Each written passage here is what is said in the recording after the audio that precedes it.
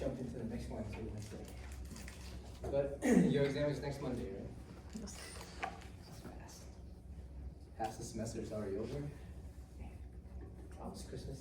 Smelling my bank account draining. I only have one kid. Okay, so let's continue. Last time we talked about the special senses. We talked about olfaction or smell. We talked about gustation or taste, and we also talked about vestibular, which is equilibrium, right? Do you guys have any questions about that? Okay, just know like the overall general idea of how we detect taste sensation, how do we detect smell sensation and stuff like that. So those are chemicals in either in the food or in the air, right? So, and then kind of understand the pathway, the neurological pathway from those sensors, how the sensory neuron relay that information all the way to the areas in the brain that is adapted for those kind of sensory information. Okay, kind of keep that in mind. Well, I mean, know the details, not just the general kind of outline of it. Okay, so let's jump into talking about auditory and visual senses today, okay, which are two of the most important ones that we're going to be talking about. Now, in terms of auditory frequencies, like the sound waves that we can actually detect, we can hear sound wave, and we can measure sound wave based on what we call frequency, and the frequency is measured in what we call hertz, which is 1 over a second, whatever it is, right? And in the human range, we can hear anywhere between 20 to about 20,000 hertz, give or take. Okay? Now, we can also quantify or measure the auditory sound by its intensity or loudness, and we measure this as decibels.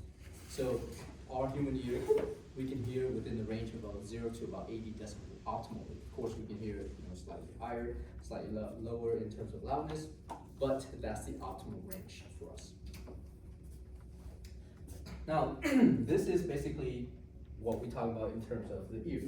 The ear has 3 portions. There's an outer ear, anatomically, right? So here's an outer ear, there's the middle ear, and then there's the inner ear. Right? We kind of talked about the inner ear last time, talking about the vestibule and the semicircular canals for vestibular sensation and things like that, right? So we're going to talk about the cochlea today, which is more about hearing and things like that when it comes to that part of the inner ear. Okay, so the outer ear basically is composed of the auricle, which is basically your earlobes, and then the auricle is going to funnel these sound waves into this opening, into this kind of long, relatively short tube, and we call this the external auditory meatus. Okay? Along the way, there's mucosal surfaces that covers this passageway, and it's lined by membrane of some sort. It has a lot of sebaceous glands. It has a lot of apocrine gland that secretes these particular compounds that trap some of the dirt and stuff like that that may inadvertently get into your ear canal. And essentially, they solidify to a certain point, and they form what we call earwax. Earwax we call cerumen. Okay? So basically, that is how it is. Now, ever wonder why the radar dishes and stuff like that, the satellite dishes that we see, has that kind of obelisk shape, like that kind of that oval shape and stuff like that, right? Well, because it mimics our ears. Okay? Because if you ask which one came first, the ear definitely came before the radar dishes. So therefore, just take a look at your ear, the way the auricle is shaped and formed. It kind of helps to capture and funnel all of that sound wave into your external auditory meatus. Okay, so it's important. If you want to hear better, just kind of put your hands behind your ear like this. Make the dish a little bit bigger to capture more of that sound wave. Funnel that into your external auditory meatus. Now, the outer ear ends in this particular membrane called the tympanic membrane. Tympanic membrane essentially forms the border between your outer ear and your middle ear. The middle ear is an air-filled cavity, right? It's filled with air, so therefore the resonance of sounds is a lot more efficient, a lot better. This is located between the tympanic membrane and what we call the inner ear or the cochlea. Now, immediately within that middle ear structure, there are 3 very tiny bones, and collectively we call these the auditory ossicles. Ossicles mean bones, auditory is, obviously the sensation of hearing. And they are lined up in this particular order. So we have the first one called the malleus, which is connected to the incus, which is connected to the stapes. Now, the malleus is actually attached to your tympanic membrane. Tympanic membrane is the border between your outer ear and your middle ear. So within the middle ear, once you're inside there, the first bony structure that is attached to that tympanic membrane is called your malleus. The next bony structure that is attached to the malleus is called the incus, and the third structure, the third bone that is attached to the incus is called the stapes. So when they are attached together, they are not like fused together. They're actually three separate bones, and they actually have a joint between them, which means they can move to a certain degree, right? Like your finger joints, your elbow joint, your shoulder joints, and things like that. Obviously, they can't move the way that, you know, our other synovial joint move, but they are a type of synovial joint, which means they can actually move with a greater degree of freedom, okay? And that movement is actually very important, because this movement allows for the amplification of this particular sound wave that is being transmitted from the outer ear through the middle ear, so that the sound wave that you're trying to detect can easily be transmitted all the way into the inner ear structure. Okay? So therefore, these three particular bones, as they kind of vibrate to match the vibration of the sound wave that's coming in, they also help to amplify that vibration, so that the vibration that is transmitted into the inner ear is a little bit more exaggerated. Okay? That way you don't lose a lot of that particular energy as it's being transmitted along. Okay? Now, the stapes, which is the last auditory ossicle, is attached to a window. We call this the oval window because of its shape. It's oval in shape. The oval window is the border between the middle ear and the inner ear, and on the side of the inner ear, it is part of what we call the cochlea, right? That shell portion of that alien snail within the inner ear structure. Okay. All right, so here's the outer ear. You can see this is your tympanic membrane.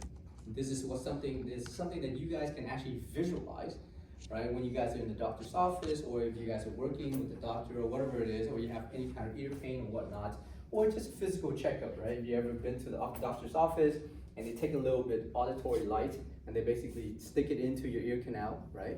And then they kind of visualize looking in it. What they're looking for is this structure here. They want to make sure that this is intact. They want to make sure it is nice and shiny. There's no disruption, there's no scar tissue or whatnot, right? And of course, there's not a lot of cerumen that's impacting the passageway of those particular sound waves. And they want to see that there's no fluid or bulginess or swelling behind this particular as well. Okay? So this membrane should be nice, somewhat translucent, and it should give a nice little reflection. And the reflection is expressed as what we call a cone of light, which means as the light shines into this tympanic membrane, the reflection being down this way in a triangular pattern. So we call that the cone of light. Okay? That's what we should be looking for. Well, that's what you guys should be looking for once you get to the clinical view of whatever it is that you guys are trying to achieve. Okay? So tympanic membrane. Now on the middle ear side, there are these three bones. So this is the malleus here. So this bone right here, that's the malleus. Okay? And the malleus is attached to the tympanic membrane. The second bone, called the incus, is attached to the malleus here, and also attached to the stapes over here. Okay, the stapes is this particular bone that looks kind of like a little stirrup, and the stapes is attached to this indented portion over here called the oval window. Okay, can't really see the oval window obviously because the bone is there already, kind of blocking all of that passageway. Here's another view of the stapes, the third bone. And you can see that it kind of attaches to this very thin membrane that protrudes in this direction. In this side, that's your inner ear. This is your middle ear. Okay, all of that area. So this is all filled with air. And these bones, when they are attached together, they have somewhat of a joint, so therefore they can slightly move along each other. Right, as a joint, any joints do. So as they can still move independently, they amplify that sound wave. So that sound wave can be amplified much higher and transmitted more efficiently from the middle ear all the way into the inner ear. Okay? All right. So essentially, just think about that way. And we'll talk about how sound waves transmit in a second. All right. Now, in the inner ear, immediately right next to the oval window, which is where your stapes are attached to from the middle ear, right? There's an oval window, and on the other side, in the inner ear, is a fluid-filled cavity. That fluid-filled cavity is part of your cochlea. But if you look at the cochlea, the shell of the alien snail, and you cut it, it actually has 3 distinct chambers. You have a top chamber, a middle chamber, and a lower chamber. Okay? All 3 chambers are filled with fluid. The top 2 chambers are what we call the bony labyrinth. The middle chamber is a membranous labyrinth, just like what we saw in the vestibule and the semicircular canals, right? Now, the upper chamber, which is a bony labyrinth, is referred to as the scala vestibuli. The lower labyrinth, which is another bony chamber, is referred to as the scala tympani. Okay? And because both are part of your bony labyrinth, both are filled with a fluid we call perilymph. Now you guys remember perilymph is basically that has the same content as CSF, right? So therefore it's just a filtration of blood itself. Okay? Now the middle chamber, which is a membranous portion, so therefore a membranous labyrinth portion of it, is referred to as the scala media. Media is basically middle. Okay? Now the scala media it also has a different name, and that name is known as the cochlear duct. Okay, so the scala media is also known as the cochlear duct. And because it's a membranous labyrinth, just like the utricle and the saccus and the semicircular canals and stuff like that, that has those membranous labyrinth, the membranous labyrinth is filled with a specialized fluid we call endolymph. And you guys remember what's so special about endolymph is that it has a very high content of potassium ions. Okay? All right, so imagine here's the snail, the shell of that snail. If you look at it, you look how it kind of rotates around. It rotates around itself 2.5 times. Okay? So therefore, if you take this whole shell and you peel it and you stretch it out, or actually stretch, it opens up from end to end. Okay? So therefore, this is the top chamber. Imagine this thing, if it rolls back up, it forms that shell. Okay, so now I'm just taking that shell and just peeling it out and straightening it out for you guys. So here's this top chamber called the scala tympani, vestibuli. Okay, here's the bottom chamber called the scala tympani. Okay. And the middle chamber is a membranous portion of it. This chamber right here is called the scala media, or the cochlear duct. All right. Now remember the scala vestibuli. Here, there's an oval window.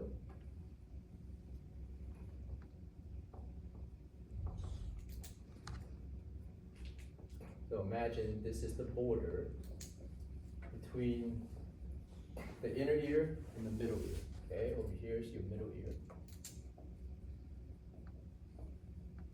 This is your inner ear. So the oval window is attached to the scala vestibuli. Now on this side, you have your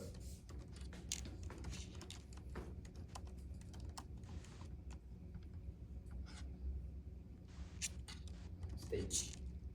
Okay, so the stapes is sort of like this, kind of have the shape of that oval window as well. Okay, so here's your stapes, which is that last bone. See it? All right, good. Now, on the scala tympani, and you can tell that the scala vestibuli is actually continuous with the scala tympani. Right, so therefore, the fluid that is in here flows all the way through both of these upper and lower chambers. Okay? Now, the scala tympani is actually also attached to, or has an exit that connects the middle ear to the inner ear. And for the scala tympani, there's also another impression, and we call this the round window.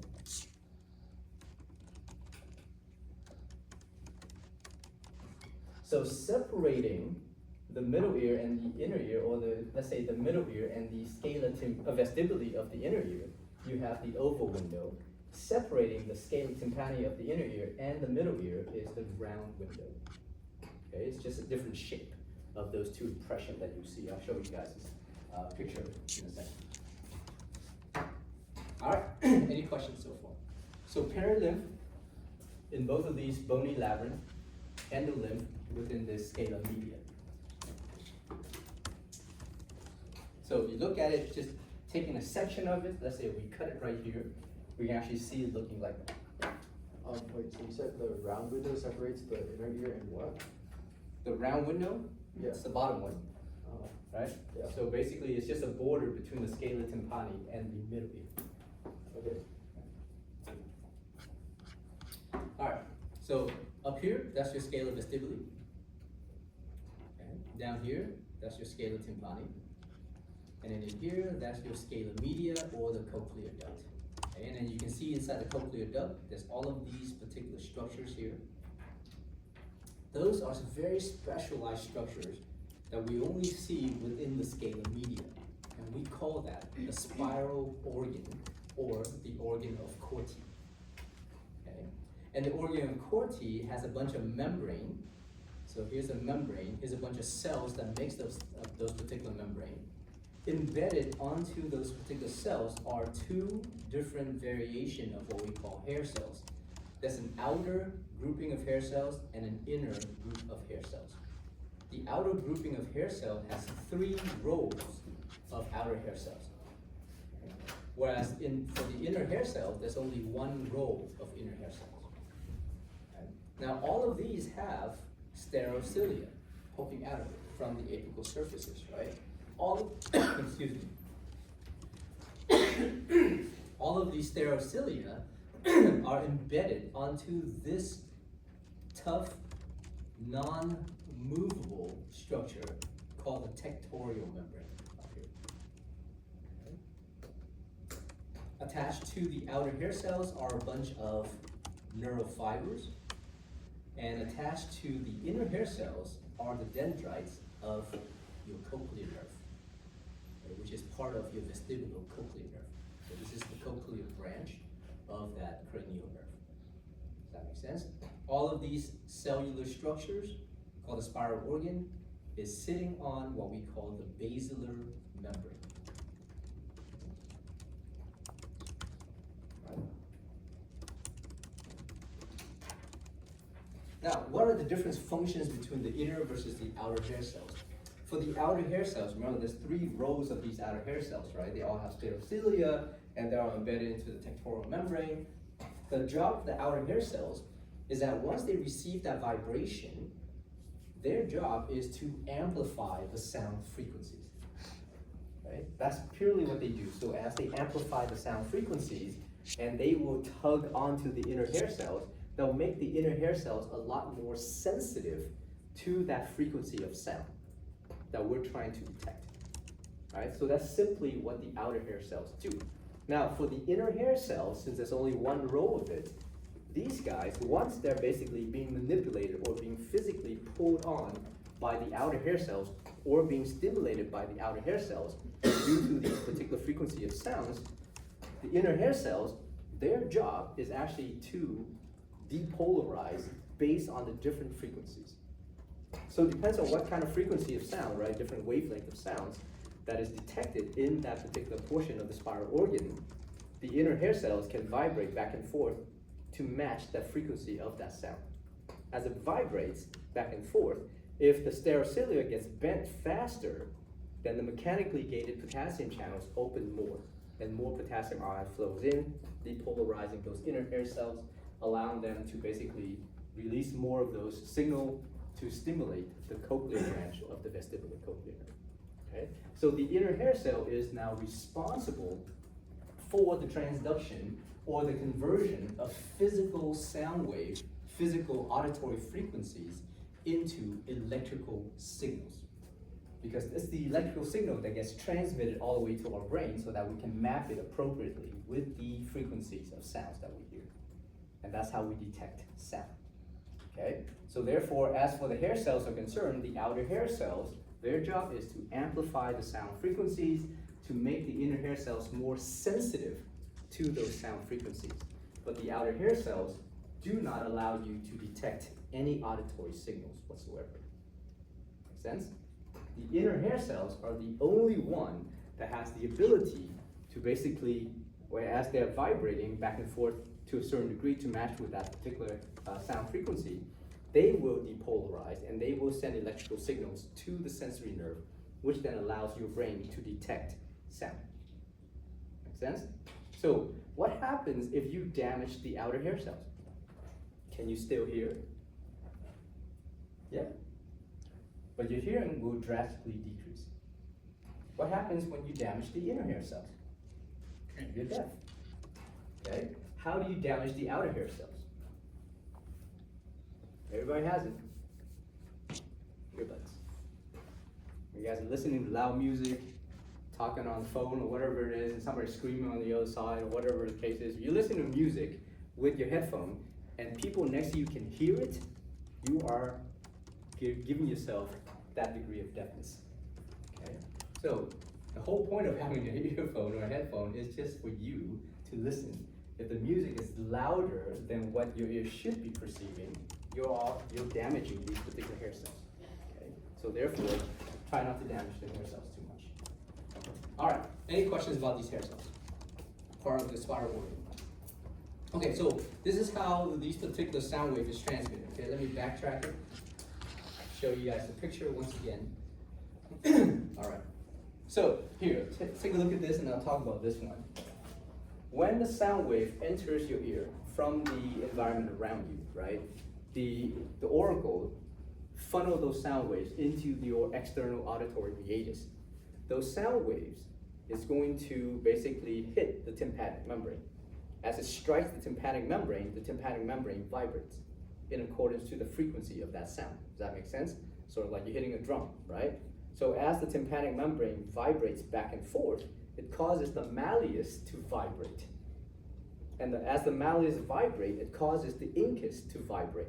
So therefore, these two vibrate sort of like almost independently, which amplify that frequencies, that amplify that sound wave. And as the incus vibrates, it causes the stapes to vibrate. And the stapes is oriented this way, which is attached to the oval window, so the stapes vibrates in and out this way, like a little piston pushing inward, right? So it's pushing in this direction, pushing in and out in this direction, along or against the oval window, okay?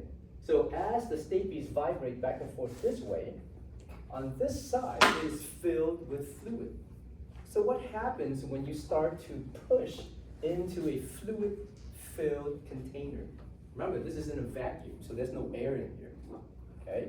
So imagine, let's say if you have, I don't know, a container filled with fluid, and you cover one side of that container with sort of like an elastic balloon, right? And you take your fist and you push onto that balloon, sort of like you're punching that water.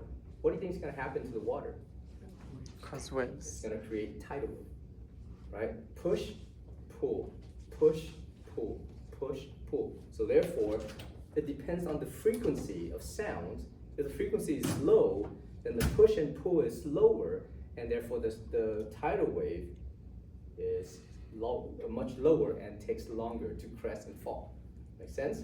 Whereas if the frequency is higher, then the tidal wave is bigger and it falls faster. So crest and fall, crest and fall, crest and fall very rapidly.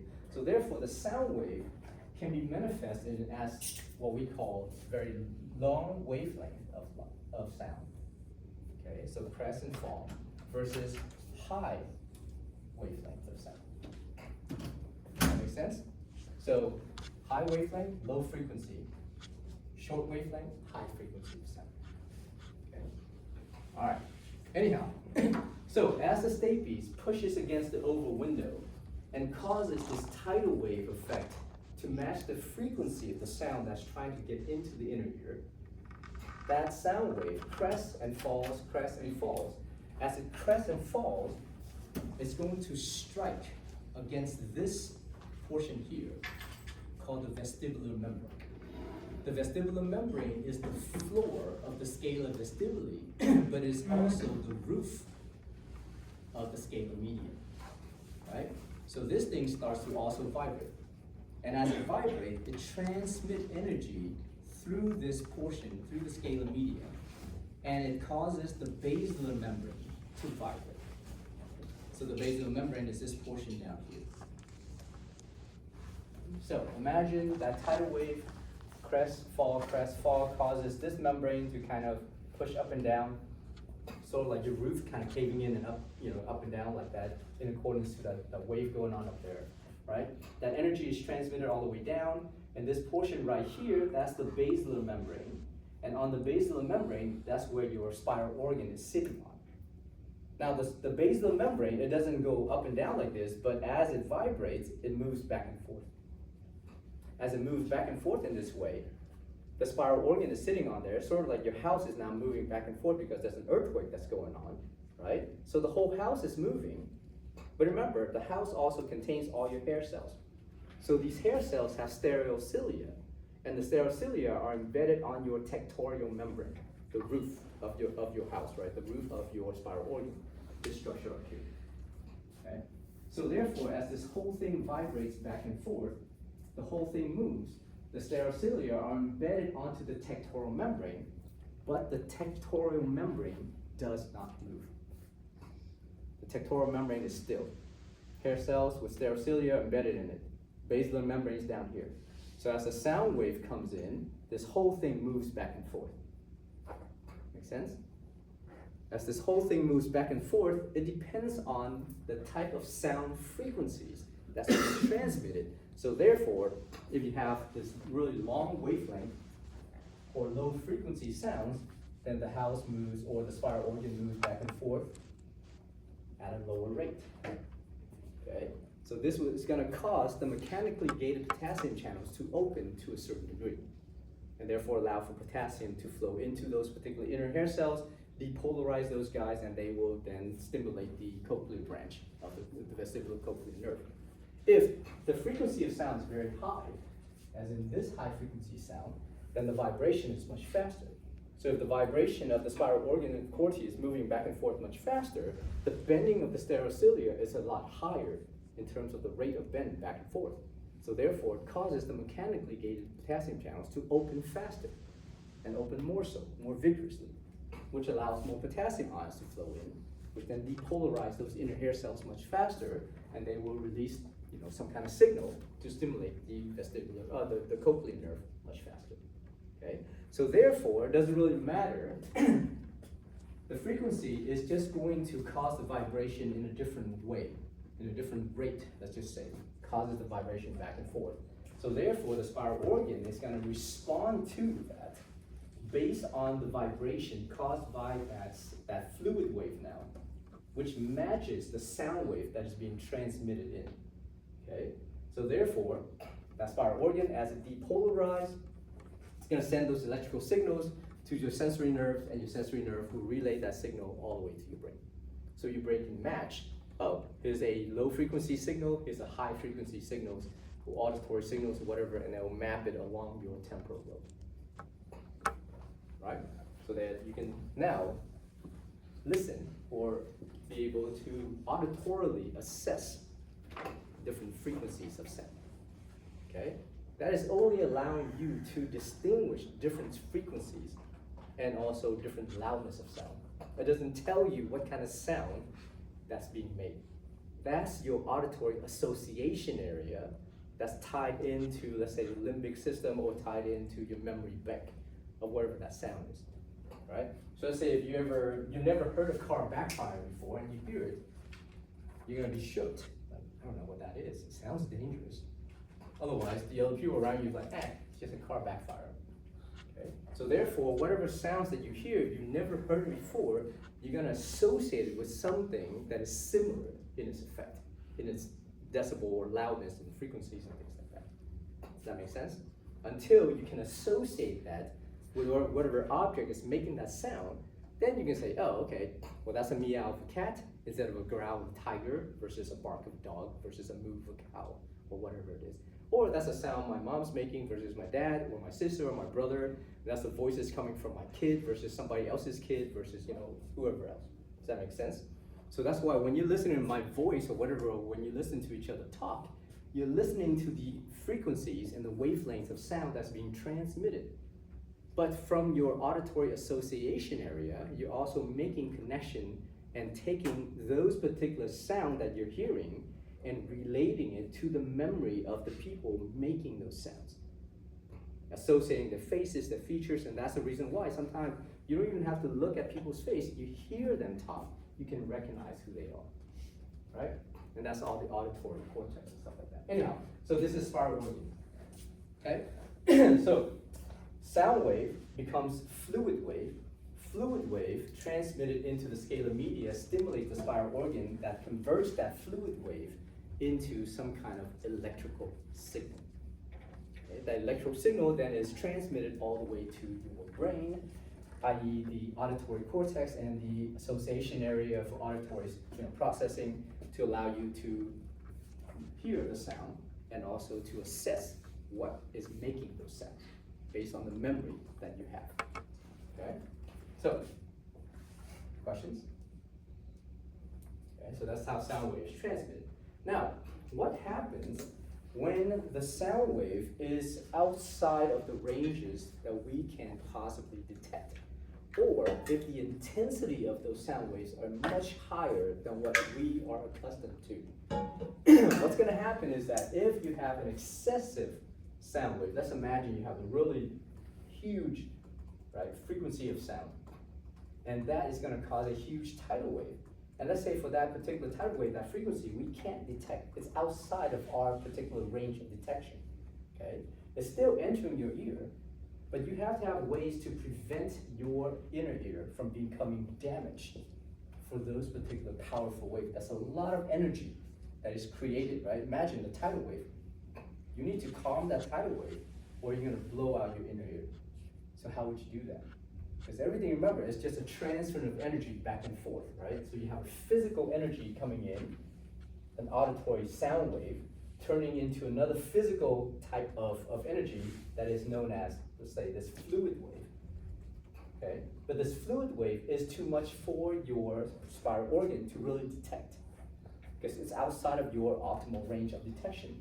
So therefore, all of that energy eventually moves from the scalar vestibuli, either down all the way down, or moving along all the way to the tip, and then down the scala tympani. Okay, so any kind of sound waves, or even when you can detect it, right? Or let's say some very dangerously high sound wave that you cannot detect, which carries a lot of energy that may potentially damage your inner ear. Any of those particular fluid wave that is created in the inner ear eventually moves from the scala vestibuli into the scala tympani and back out the middle ear. Does that make sense? So the sound wave enters from the middle ear into the inner ear, travels along the scala vestibuli, either all the way through or travel all the way to the apex of this cochlea, and then travels down the scala tympani. If there's any sound wave that the scala media and the spiral organ cannot detect, all of those sound waves will eventually leave the inner ear through what we call the round window. So here, as that energy continues, and that tidal wave is now striking the round window, on this side, it dissipates as energy. Sense? And that energy can be taken all the way out through the oral cavity or through the outer ear and things like that. Okay? Good? Otherwise, we're immediately deaf. Because there's a lot of sound waves that you can't hear. Just because you can't hear it doesn't mean it doesn't exist. And because it's out there, it can potentially damages your hearing, or especially the inner ear structure, right? So therefore, we have to have a way to safeguard something. Okay? Questions about that? Like a dog whistle that we can't hear. We can hear sometimes, right? But it's very painful. Yeah, exactly. Or somebody like turn on a really high frequency sound and makes us like nauseous and stuff like that. Okay. So there are those particular sounds that we may not be able to process. So therefore, the inner ear has ways to kind of dissipate that energy back out, so it doesn't cause all of those particular type of physiological or physical damage to the body. All right. And this is just basically a slide talking about the degree of vibration of those particular hair cells, causing the stereocilia to bend back and forth to a certain frequency, so that bending back and forth matches the tidal wave effect, which matches the frequency of transmission of sound that's coming in, right? So everything has to match so that you can basically detect the same frequency of sound that's traveling through the air. Does that make sense? Okay. So therefore, once you get in there, all of that happens. The mechanically gated potassium channels opens, either open more or open less. It depends on the degree of vibration, and therefore causes either more depolarization or less depolarization of those inner hair cells. Right? And then after that, the inner hair cell is going to release those signals, which then stimulates the cochlear branch, which is the sensory branch of the vestibular cochlear nerve, which transmits auditory information along the same cranial nerve that transmit vestibular information. So therefore, information about sound and information about equilibrium are essentially transmitted together by the same cranial nerve, right? It's called the vestibulocochlear nerve, all the way back to the brain. Once it gets to the thalamus or gets somewhere within that area in the central nervous system, it gets diverted, because the vestibular sensation is going to be taken to your vestibular cortex, which is located in your insula. And the auditory information is going to be taken to the primary auditory cortex and the auditory association area, which is located in your temporal lobe. Okay? So two different areas. They're kind of next to each other, but they're not that, that close together. All right, so here's the neural pathway for auditory sensation. Okay, that's coming in. So remember that auditory sensation is coming in from the cochlear branch of the cochlear nerve. Right? It gets transmitted all the way to the medulla and the pons, because that's where the cochlear nuclei is located. Okay? And from there, another interneuron is going to project toward the midbrain in that bottom paired structure called the inferior colliculi. You guys remember the corpora quadrigemina that we talked about in the back of the midbrain? Right? The bottom two is called the inferior colliculi. This is for the transmission of auditory reflexes. So therefore, anytime you hear a sound, sometimes, depends on the tone and the frequencies and the loudness of that sound, you may have to turn to see where that sound is coming from. That's an auditory reflex. Make sense? Like you're just standing there talking to somebody and somebody comes by and flick your ear, you like turn around with that person right away, right? That's an auditory reflex. You don't have that, maybe you don't care, or maybe you're deaf, I don't know. Or maybe your hearing needs to be checked. Okay? All right. Now, from the midbrain, which is your inferior colliculi, there's going to be interneuron that project to the thalamus. Remember, this is a sensory information. This is not olfaction, and therefore it has to be transmitted through the thalamus before it gets to its specialized area for assessment.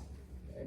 So in the thalamus, the region in the thalamus that received this auditory information is referred to as the medial geniculate nuclei. From there, interneurons project from the medial geniculate nuclei of the thalamus all the way to the auditory cortexes, both primary and association area within the temporal lobe. And then within the temporal lobe, the brain has a way to sort of like organize the different frequencies of sounds in an area we call a tonotopy. Okay, so it kind of lists all the frequency of sounds in this area right here. Okay, so you have high frequency sounds all the way to very low frequency sounds. So high frequency sounds are detected very early on, whereas low frequency sounds are detected at a more distal portion of your cochlea.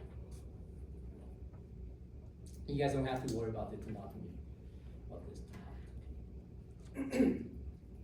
So when you asked for the neural pathway for the sound, so it starts from vestibular cochlear nerve and ends to the auditory cortex? So, vestibular cochlear nerve, right, goes all the way into the pons and medulla, because that's where the cochlear nuclei is, and it projects to the inferior colliculi in the midbrain. Then it projects to the medial geniculate nucleus of the thalamus. Then it projects to the auditory cortex in the temporal lobe. And that is the kind of like the final terminal. Yeah, Of the because temporal. the primary cortex that receive whatever those sensory information, that's the final destination. Got it. All right, so high frequency versus low frequency sounds. Here's a picture. The red line shows high frequency sounds, right? High frequency sounds crest and falls very rapidly. The wavelengths are very short. So when we measure wavelength, we measure from crest to crest, very short wavelength, versus a low frequency sound have a very long wavelength, right? So therefore it travels further.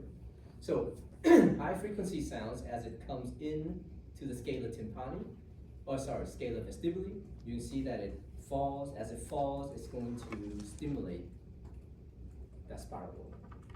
Okay, so therefore it stimulates that auditory sensation very early on in this cochlear duct. So high frequency sounds are detected in the very proximal portion of the scala media. Middle frequency sounds obviously travel a little further, so therefore it's detected somewhere in the middle of this particular cochlear duct. And then low frequency sounds, these guys, you can see that it travels a long distance here before it can stimulate that cochlear duct. So therefore it's detected further down in the distal area of the cochlear duct. You guys don't have to worry about the place theory of pitch. This is basically how you map out different frequencies within that particular cochlear to match with the tonopathy of your auditory cortex. All right, any questions so far? Okay, now, very importantly, we're gonna talk about deficits of these particular type of sensation, right? So for auditory sensation, if you have a deficit in detecting these particular sound waves, which means something is going on with your hearing and you can't hear very well, why is that? Right? Ask yourself, what is the issue? So obviously, any kind of decrease in or deficiency in hearing, we refer to as deafness to a certain degree.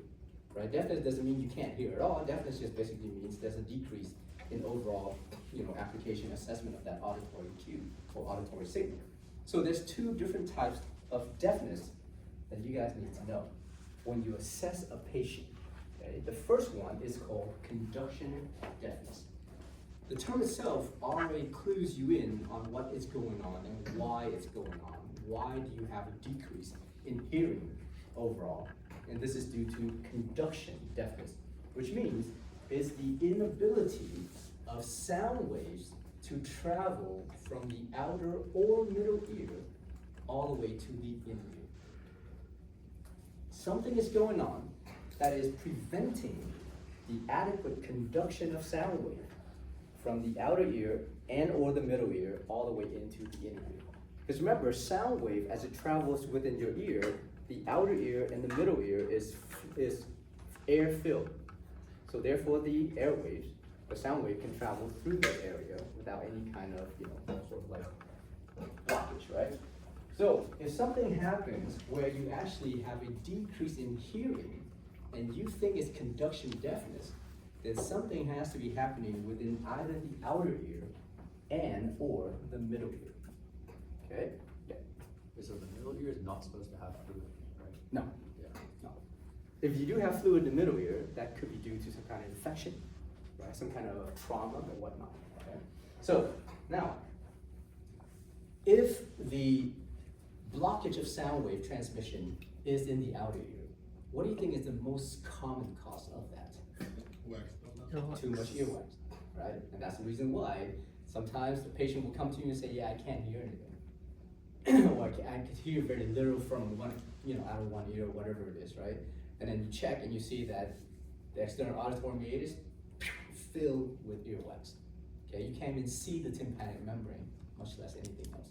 And that patient typically will have a decrease in hearing, or they may have already compensated to a certain extent where they can still hear, but they're straining to kind of listen to all those auditory kind of sensation, right?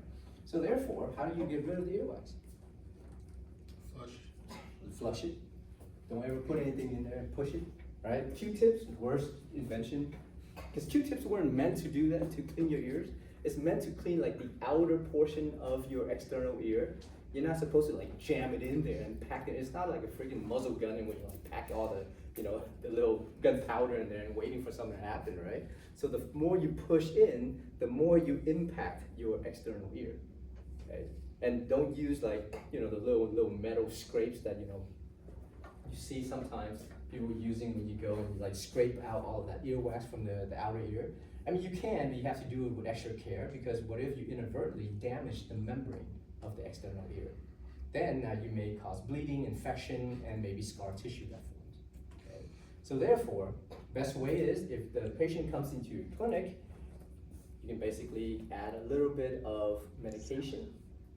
Okay? Plug up that ear, have the patient lie down for about 10 minutes with the affected ear up, not down because that'll drain all the medicine out and kind of defeat the purpose of that, right? The medicine is going to help loosen up all of that earwax that is impacted. Now the next thing you do, you take a 60 cc syringe and you fill it with saline and you just push that saline into that outer ear. And you suction it out, right? Take another 60 cc saline, push it in, suction it out. And eventually, as all of those cerumen loosen up, it's just gonna fall or get suctioned out. And we're talking about chunks and chunks of those particular cerumen. And almost immediately, the patient can hear much better right away. Okay? What else can be the cause of conduction deafness? You guys ever have the drums when you were younger? And you're like playing the hell out of it, and your parents get pissed off and come in and just put a hole right into your drum set? Because you're just like playing at 2 o'clock in the morning and everybody's trying to sleep, right? And now you're trying to play that drum again and it just sounds like shit. Because you have a big old hole in that drum. So what if you rupture your tympanic membrane? Okay, so if you rupture your tympanic membrane, then you have conduction deafness to some degree. Okay. Has anybody here ruptured their tympanic membrane? Yeah. If you have middle ear infection, right? So let's say infection inside your middle ear. And infection inside your middle ear doesn't always have to start at the middle ear. It can start as a sinus infection. It can start as, let's say, some kind of like upper respiratory tract infection. There's a tube that connects your middle ear to the back of your throat, in your oral pharynx, and nasal pharynx too. And that tube is called the eustachian tube, or the auditory tube. And then every time you yawn, let's say if you change altitude very quickly, what happens when you get onto the plane? You get that huge pressure sensation inside your ear, right? It hurts. So what do? You blow your nose or you yawn. And what that happens is that there's a muscle that runs along that tube that contracts, and it causes that tube to open up. And when that tube opens, you equalize the pressure from your middle ear to the environment around you. Because as you open your mouth, air or pressure is then equalized back and forth, okay? So what happens is that if you have some kind of upper respiratory tract infection, that infection can move up that tube into your middle ear and causes an infection there. Okay, so what happens when you have an infection, we talked about earlier, is that the middle ear is no longer filled with air, it is now filled with some kind of fluid, pus, fluid of any kind, right? Blood even. And if fluid starts to accumulate in that middle ear portion, the vibration of this auditory ossicle become decreased. I mean, you can take a piece, you can like move your hand up and down in the air. There's very little resistance, but you take your arm, you put it underwater, and you move it up and down. There's a lot more resistance to it. Make sense? So therefore, if your middle ear is filled with fluid, with pus, with blood, whatever it is, then the transmission and the amplification of those sound waves is massively decreased. Right? Not to mention, if you continue to have fluid building up, it pushes on your tympanic membrane. So the tympanic membrane bulges into the external ear, and it's very painful, right? And then all of a sudden, the pain goes away, and pus and blood starts draining out your ear. That's when you know your tympanic membrane is ruptured. Okay, so extremely painful up until the point of it rupturing. Right, so of course, when it's painful like that, you can't hear very well, first of all, because you already have all that fluid in there. And then once the membrane ruptures, your hearing may also continue to be decreased overall, because it's not vibrating as well as it should be. Okay, so another cause of that conduction deafness, right? Now, what happens then, let's say if you have continued infection inside your middle ear, it can cause the bone to also become affected. If the bone becomes affected, the joint may kind of fuse together, or the bones may become, whatever it is, like reactive toward that infection. If that's the case, the bones cannot vibrate adequately the way it should. And the amplification of sounds is decreased. And because of that, you will also have a decrease in auditory sensation. Okay? All of that limits the transmission of sound waves from the middle and outer ear all the way into the inner ear. There's nothing wrong with anything inside your middle ear. It's just basically a blockage of that sound wave from entering that inner ear structure. That leads to what we call conduction deafness. Okay?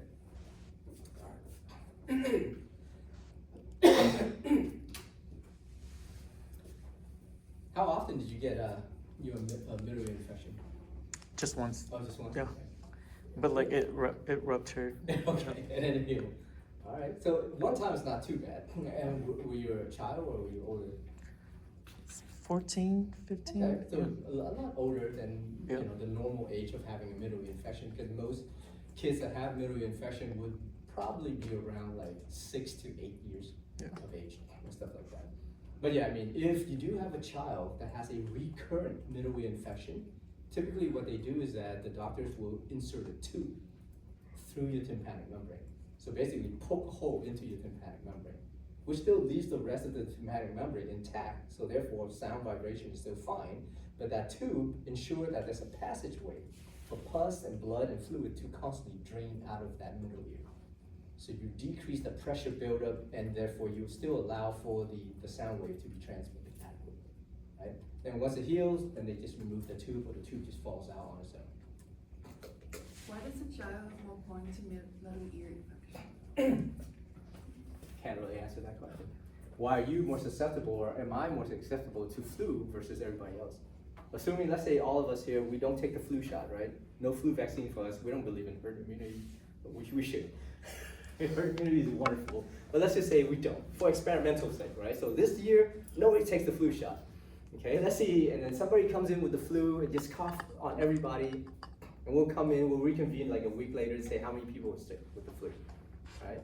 So therefore, there's always gonna be people that's more susceptible versus less susceptible to any kind of infection, being exposed to the same thing. It's just how we're made, it's just how sensitive our cells and our bodies are to those particular pathogens versus others. How our natural immune system is either more active or less active, or whatever the case is. So that's why it's very hard to predict. And that's why we do herd immunity, so we don't have to predict that, right? So we can just protect everybody, kind of thing. I thought it was a structural issue. It can be structural. If you do have a recurrent kind of thing, then yes, one of the things we do kind of investigate is that structural thing. It could be like kids that are born with eczema and asthma have a higher, chance of having some kind of ear infection. So, all of that, right? You gotta take that into account. All right. So the next type of deafness that we're gonna talk about is what we call sensory neural or perceptive deafness. Sensory neural deafness is essentially the inability of the inner ear structure to convert physical auditory sort of like sensation into some kind of electrical signal. Something is happening where these structures, let's say in the scala media, or even the fluid within all of these compartments here, are unable to convert adequate amount of that sound wave into electrical signals, so that the electrical signals can be adequately transmitted back into our brain, so we can hear. Okay? So sensory neural deafness can start from the inner ear structure, can be due to the damages of the scala media. Let's say if your inner hair cells versus outer hair cells is damaged for some reason, that can result in a decrease in electrical signal production, right? That will be conducted back to the brain. It can be due to the fluid contents, let's say inside the scala media.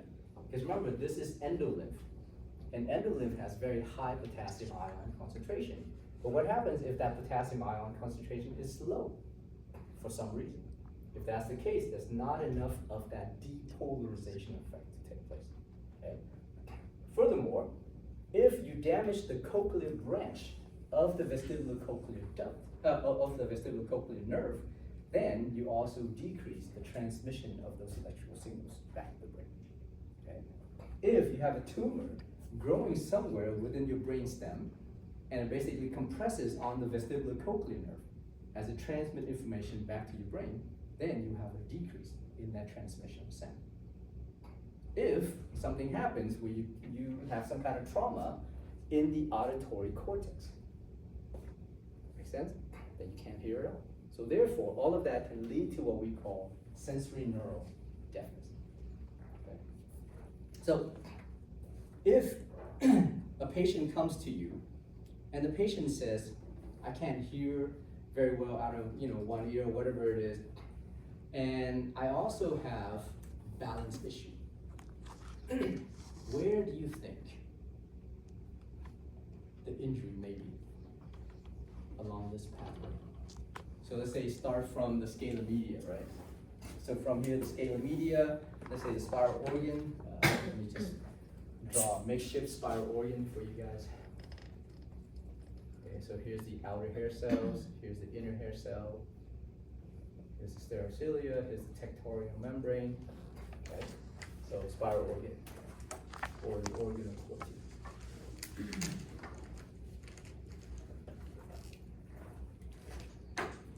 And then the inner hair cells are attached to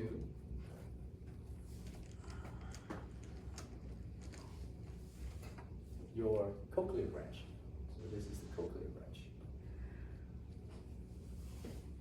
of your vestibulocochlear nerve. Okay. The rest of it, let's just say it's out here somewhere. This is the vestibular branch, which basically detects equilibrium from the saccio-utricose and the semicircular canal, and eventually it joins together to form your CN8, as it transmits that information. So the patient says, I do have a decrease in hearing, but I also have a lot of dizziness and high-pitched ringing sound, or whatever the case is, right? I also have somewhat of this vertigo that's going on. Where do you think the damage is coming from? Is it in the cochlea, in the vestibule, in the cochlear branch, in the vestibular branch, or in the vestibulocochlear nerve? It has to be the nerve. Does that make sense? Because if the cochlear branch or any of these structures are damaged, then the only thing that's affected is hearing and not equilibrium. If this is the only branch that's damaged, or any of those other type of apparatus that allows you to detect vestibular or equilibrium, then the only thing you have is vertigo without hearing loss. Here you have both hearing loss and disequilibrium. So therefore, you have to be able to say that the damage is somewhere along the passageway here. Okay? Could be some kind of tumor compressing on this cranial nerve. Could be some kind of tumor growing within the auditory cortex, wherever the case is. Or maybe there's a trauma that causes cellular death at the auditory cortex and auditory association area. Right? And of course, it kind of bleeds into that particular vestibular area as well. Okay. All right. So that's sensory neural deafness. Right? It's defined by the inability of your inner ear to adequately transmit electrical signal all the way to your brain. Okay? And as we say that, we are including all of these neurological structure as well, all the way to the auditory cortex. Now, as you get older, everything sucks.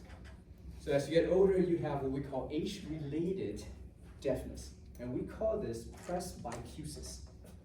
This is due to basically just calcification, right? A loss of some of the contents of the fluid inside these inner ear structures, or even in the middle ear, where these bones essentially fuse together instead of being three separate bones that can move independently. But then they all fuse together, and if they do fuse together, you have three bones now representing one structure, and they're moving together. If they're moving together, they're moving slower, if they're moving slower, the vibration is not as adequate to amplify that sound so that it can be transmitted into your inner ear. Make sense? Okay. So you have these three things moving as a joint. It moves better than as it moved in one unit. Make sense? So that's auditory.